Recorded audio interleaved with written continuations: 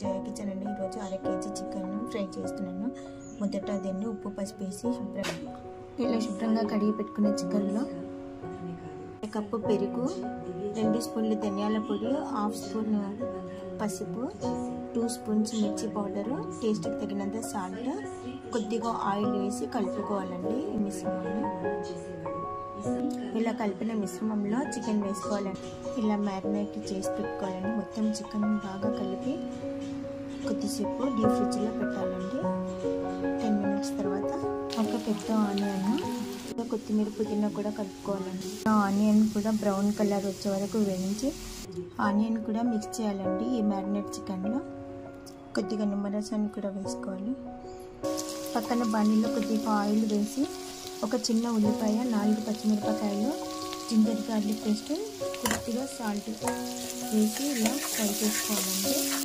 ఇలా వేగిన తర్వాత సన్నగా తరిగి పెట్టుకున్న అల్లం వెల్లిపాయ ముక్కలు వేసి మ్యారినేట్ చేసిన చికెన్ వేసుకోవాలండి. మంట సిమ్లోనే పెట్టి కుక్ చేయాలండి.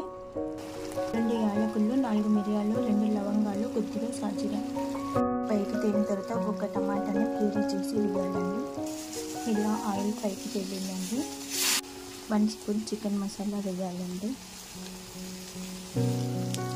గార్నిష్ చేసుకోండి. స్టవ్ ఆపేసి వేడి చికెన్ ఫ్రై రెడీ అండి. Thank you for watching. Please like and subscribe.